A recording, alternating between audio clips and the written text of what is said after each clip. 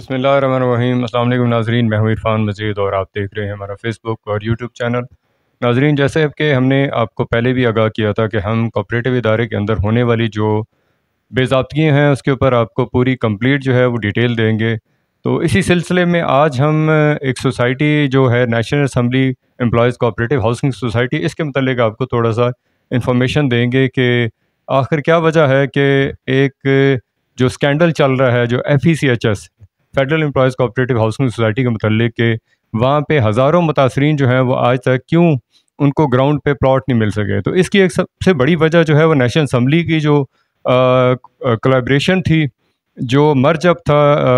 FECH के अंदर, ये सबसे बड़ी एक वजह थी जो एक रीज़न बनी कि जिसमें federal employees cooperative housing society के मुतासरीन को प्लॉट मिलने की बजाय नेशनल असम्बली के प्लॉट दिए जा गए।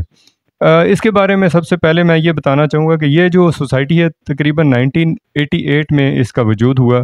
और इन लोगों ने कुछ ज़मीन ख़रीदी,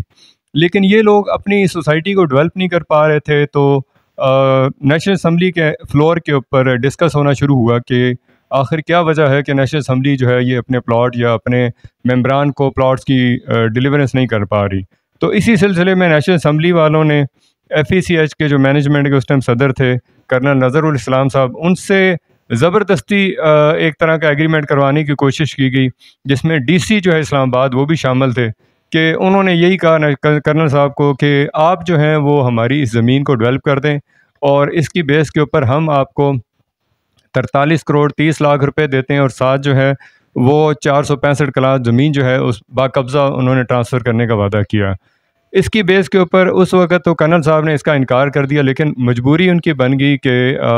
DC क्योंकि कोऑपरेटिव इदारे का रजिस्ट्रार होता है, इस वजह से उन्होंने इसको हामी भरी। लेकिन इसके साथ ही कर्नल साहब ने 1093 प्लॉट जो थे, जो अलॉटमेंट लेटर थे, वो जारी कर दिए। लेकिन हुआ ये कि नेशनल असम्बली वालों ने 2010 से लेके 2014 के दरमियान तक इन्होंने पैसे नहीं जमा करवाए। तो ये सिलसिला जो है कर्नल साहब जो है, क्योंकि इन्होंने प्लॉट के अलॉटमेंट लेटर जारी कर दिए थे और उनके दौर में उन्होंने फिर इसको कोर्ट में ले गए, जिसकी बेस के ऊपर नेशनल असम्बली को मजबूरन जो है वो 43 करोड़ 30 लाख रुपए जो है वो देने पड़ गए। लेकिन ये सिलसिला एज़ इट इज़ चलता रहा। नेशनल असम्बली को कर्नल साहब के दौर के अंदर तकरीबन 300 प्लॉट जो हैं वो बाकब्ज़ा दे दिए गए। 2018 से लेके 2024 मेजर आफ्ताब की मैनेजमेंट कमेटी थी, जिसमें मेजर आफ्ताब साहब सदर थे। इस दौर के अंदर मेजर आफ्ताब और उनकी जो पार्टी थी, इन्होंने कितने प्लॉट दिए? उस वक़्त नेशनल असम्बली ने कासिम सूरी के ज़रिए जो है वो बहुत सारे प्लॉट जो हैं उनका बाकब्ज़ा इन्होंने ले लिया, लेकिन इन्होंने ज़मीन नहीं ट्रांसफ़र करवाई। उसके बाद अगला सिलसिला जो था वो वाजिद नसीम साई ग्रुप जो था, जो खालिद महमूद वड़ाइच और जो सदर थे, जिन्होंने रिज़ाइन दे दिया, जिसमें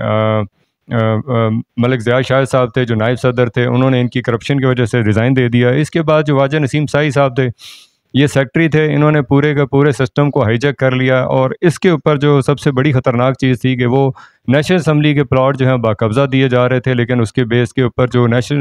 जो जिसके वोट से, जिसकी वोट की ताकत से वो बरसरे इक़्तिदार आए थे, उनको उन्होंने कब प्लॉट जो है वो देना गवारा नहीं किया। ये सिलसिला चलता रहा। आखिर में सुप्रीम कोर्ट हाई कोर्ट के अंदर मोहसिन अख्तर कियानी साहब ने इसकी मुख्तलिफ जो है वो उसमें हियरिंग हुई। लेकिन मैं इसमें सिर्फ जिक्र करना चाहूँगा जो 4/3/2024 को मोहसिन अख्तर कियानी साहब के कोर्ट के अंदर एक हियरिंग थी, जिसके अंदर जो मुतासरीन हैं वो ये समझ रहे हैं या रिहायशी ये समझ रहे थे कि उनका ये केस है, लेकिन एक्चुअली जब भी उसकी हियरिंग को सुना गया, उसमें नेशनल असम्बली और federal employees cooperative housing society का जो था वो ही सिलसिला डिस्कस किया जाता था और एक्चुअल हकीकत जो थी उसके ऊपर अभी तक क्लियर नहीं हो रहा था कि ये सिलसिला क्या है। इस डेट के ऊपर जो है वो मोहसिन अख्तर कियानी साहब ने जो है कमिश्नर के अंडर एक इंक्वायरी रिपोर्ट जो है वो सादिया शहज़ादी जो है उनके अंडर इन्होंने एक जो लोग जो है ऑलरेडी केसेस में थे, उनके अलावा जो मुतासरीन थे जिन्होंने केसेस में जो इनका पार्ट नहीं था, वो सादिया शहज़ादी के बाद अपने डॉक्यूमेंट जमा करवा रहे हैं और उसके ऊपर एक रिपोर्ट बना के जो है वो कमिश्नर को पेश की जाएगी। लेकिन मोहसिन अख्तर कियानी साहब ने ये जो सिलसिला था NECHS का, जो national employees cooperative housing society और FECH के दरमियान जो मामला जो अभी तक हल नहीं हो रहे थे, उसको हल करने के लिए कमिश्नर साहब को कहा। तो ये सिलसिला अभी चल रहा था। तो गुज़श्ता जो है 28/3/2024 को राबिया औरंगज़ेब साहिबा ने एक जो है वो मीटिंग बुलाई हुई थी, जो डीजी कोऑपरेटिव की जो ड्यूटी है वो संभाल रही हैं। इसके अंदर जो मैं स्पेशली अप्रिशिएट करूँगा, जो federal employees cooperative housing society के जो वकील थे साजिद अब्बासी साहब, उन्होंने बहुत अच्छे तरीके से इस केस को प्रेजेंट किया। और ये केस पहले भी साजिद अब्बासी साहब हाई कोर्ट में इसको लेके जा चुके हैं, जिसके अंदर सेम यही तकरीबन यही पॉइंट्स थे जो उन्होंने वहाँ पे डिस्कस किए। यहाँ शायद जो मैडम राबिया औरंगज़ेब है, इनके सामने जब साजिद अब्बासी साहब ने बताया कि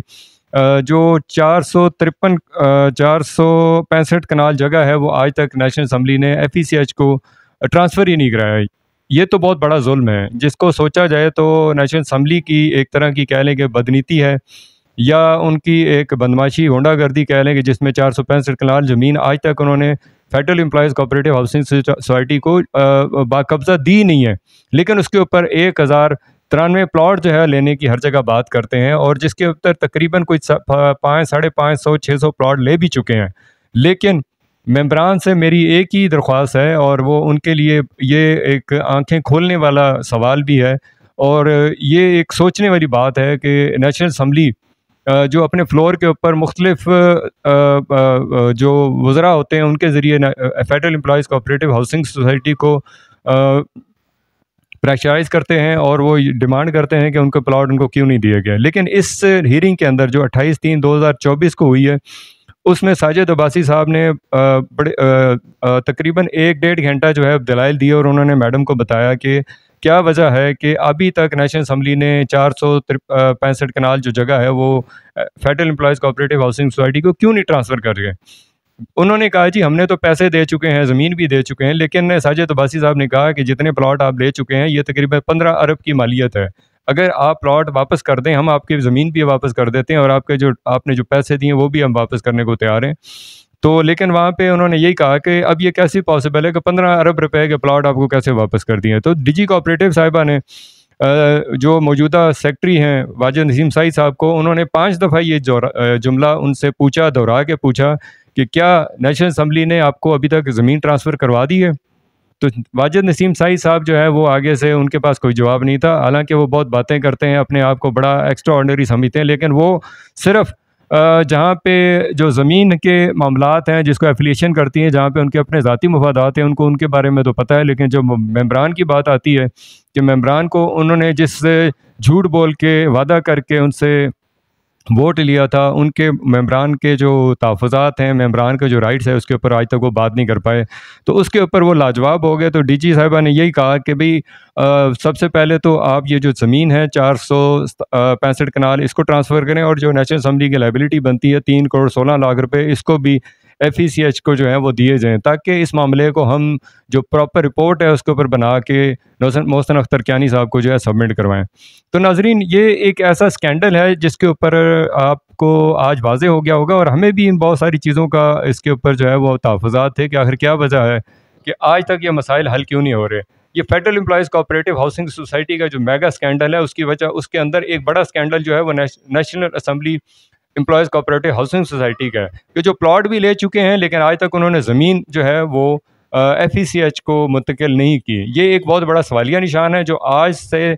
तकरीबन कोई 14 साल पहले जो स्टार्ट हुआ था, और नेशनल असम्बली ने अब तक उसके ऊपर कोई काम नहीं किया। मैं मौजूदा मैनेजमेंट कमेटी को और जो पीछे मेजर आफ्ताब की कमेटी थी, इनको मैं स्पेशली कहूँगा कि ये उस मेंबरान के मुजरिम है कि federal employees cooperative housing society के मुलाजमीन जो मुतासरीन हैं उनको प्लॉट देने के बजाय ये नेशनल असम्बली के मेंबरान को जो है वो मुस्तफ़ीद करते रहे। अब ये जो डेट है आगे, ये मंडे को डेट है, मैं मुतासरीन और रहायशियों से रिक्वेस्ट करूँगा कि मंडे को डीजी कोऑपरेटिव ऑफिस में 1 बजे आएँ, ताकि आपको मालूम हो सके कि नेशनल असम्बली किस तरह आकाश बेल की तरह FECH के साथ चिपकी हुई है, और FECH के जो इस टाइम मेंबर कमेटी है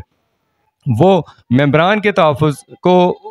डिफेंड करने की बजाय नेशनल असम्बली को प्लॉट क्यों दे रही है। ये एक सवालिया निशान है। मुतासरीन और रहायशी जो हैं इसके ऊपर ये लाजमी पूछें कि हमारी कमेटी जो है इसमें क्यों नाकाम हो चुकी है, आखिर क्या वजूहात हैं कि ये अपने मकसद को या किसी प्रेशर में या किस वजह से नेशनल असम्बली के जो मुतासरीन हैं या मेंबर्स हैं या उनके जो असम्बली के फ्लोर के ऊपर जो उनके लोग हैं, उनके इस प्रेशर में आके उनको प्लॉट क्यों देती है। तो मैं आप तमाम दोस्तों से रिक्वेस्ट करूँगा कि मंडे को आप तमाम लोग जो हैं डीजी कोऑपरेटिव ऑफिस में आएँ और इस हीयरिंग का हिस्सा बने। इंशाल्लाह हम नेक्स्ट टाइम इसकी जो मज़ीद डिटेल है मंडे को आपको देंगे कि इसकी जो सूरत हाल है वो क्या बनी और क्या डिसीजन हुआ। इसी के साथ आप अपने होस्ट इरफान मजीद को इजाज़त दीजिए। अल्लाह ताला हम सब का हामी और नाज़र हो, हमें भी अपनी दुआ में याद रखिएगा। अस्सलामु अलैकुम वरहमतुल्लाह।